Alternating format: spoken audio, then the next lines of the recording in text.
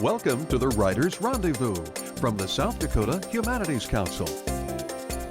Hello, I'm Karl Gehrke of South Dakota Public Broadcasting. I'm here at the Deadwood Mountain Grand for the 2013 South Dakota Festival of Books. And with me is the 2013 One Book South Dakota author, Danielle Sosin. Thanks so much for stopping by. Yes, thanks. And The Long Shining Waters has been a book that South Dakotans have been reading all this year. And since the spring anyway, you've been traveling around the state talking about the book. What has that experience been like? Well, it's been quite an adventure. This has been a 20-city tour. You want me to list them? I've been to Yankton, Winter, the Lower Brule Reservation, Dakota, Karl on Pine Ridge, Sioux Falls, Brookings, Vermilion 2 times, Watertown, Sisseton, Huron, Pierre, Miller, Britton, Faulkton, Rapid, notice I didn't say city, Sturgis, Piedmont, Custer, and Deadwood. Wow, and you remembered them all. Yeah. I kind of wished I'd made up a little rap. I Well, really so should you have. you could have done that. But I'm wondering for an author to have that experience to travel around South Dakota. You're from Minnesota. yes. So this isn't your home state, but here you are traveling around, getting to know the state and meeting the Yes. readers. Yeah. It's been really wonderful on a bunch of different levels. The just seeing all the gorgeous and varied landscape of South Dakota has been really exciting for me. I cannot believe how beautiful it is and in how many different ways in different parts of the state. That's been really exciting. And then to go to all these, I was off the main highway most of the time and meet these readers who are really engaged with the book. And, there are a lot of small towns spread out that don't normally get programming, so people were very excited to have me come, and it was wonderful. What did it mean for you as an author to do this regarding understanding the Long Shining Waters? If talking to these readers around South Dakota, if they gave you a new perspective on the book that perhaps you didn't have before? Well, one thing, I think, it's a book about Lake Superior. So the fact that South Dakota chose it as their one book when South Dakota is not, on Lake Superior, was very exciting, because obviously then the underlying universal parts of the book were being, felt by the committee who chose it.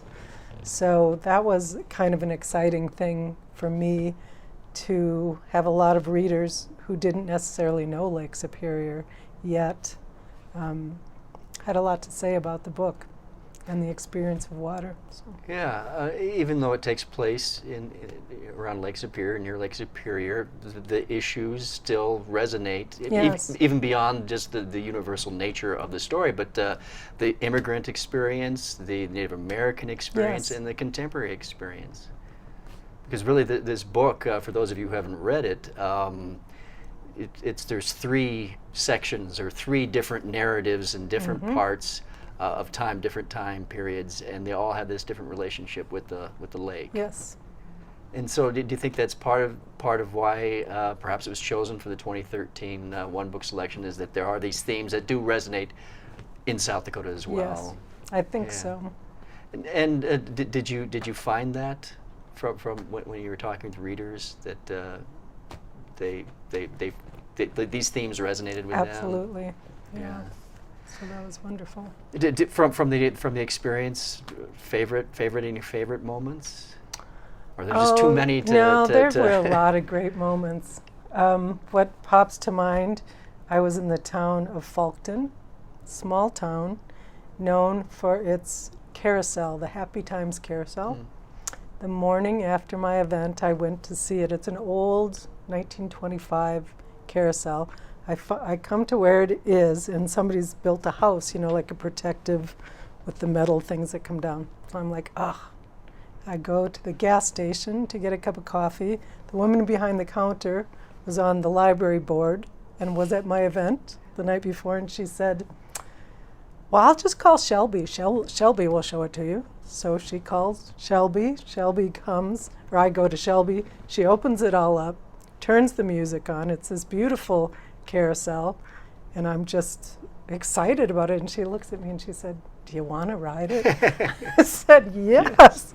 So I'm the only one. The music's blaring. I'm grinning like an idiot, going around. And they go kind of fast when you're the only one on it. Mm-hmm. So there I was. Wasn't scary or anything like that. I wasn't They were scared. going too fast. I was having a great time. It was a one of the highlights of that Now, trip. As you were traveling, did you have any time set aside to write, or how did your spring work out going back and forth between Minnesota and here as you had these events? I planned that I would have time to write when I was home in between. It didn't always work out as well as I thought. And sometimes while I was traveling, I would get some work done in the mornings.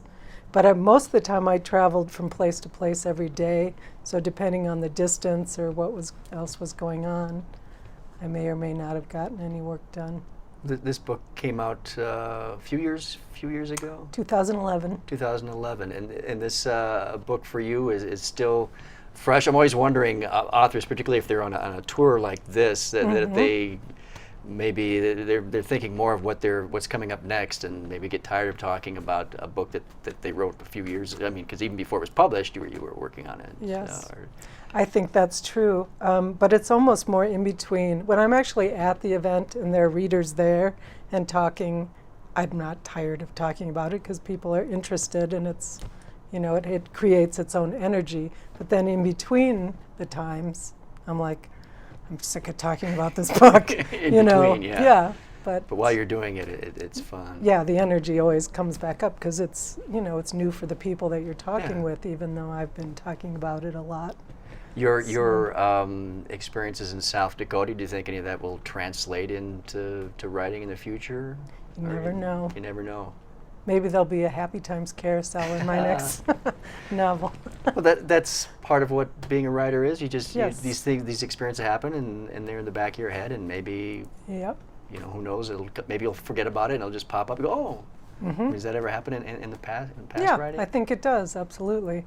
All the little experiences, they just stay in your head. And we're talking about people in South Dakota and their relationship with the book.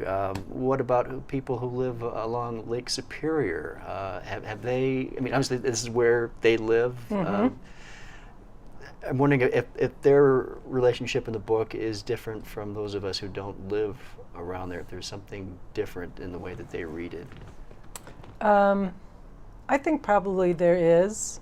It's a very powerful presence, Lake Superior, and actually the readers that I was a little more nervous about were those people who actually live on the lake, because people have a very strong relationships with the lake. People feel a lot of ownership almost, real strong connection to it.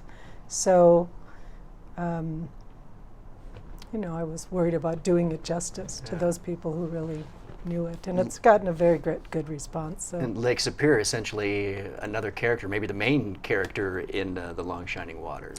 It is definitely one of the main forces in the book. Well, if that's similar to people who are writing, say, here in the Black Hills, where the hills have that strong presence, that it's just there, and it's another character. Yeah, the place becomes crucial to the rest of the story. Well, now that, as you told me, your crown is coming up, coming My off. crown is coming off. This is your last thing you're doing is the 2013 one book selection for South Dakota. Yes. Now what happens? Now you get to concentrate on the new things, Yep, or is it just? I'll be working on my new book, and I have a residency coming up in the month of November, where you just go away and write, and so that'll be good. Yeah. So. It's important that writers have that time to just have a residency and just, I'm just going to write me, for some you. people don't. Some people can do it just as well in their home, but it's a very rarefied experience. You go someplace, you're given a room to work in.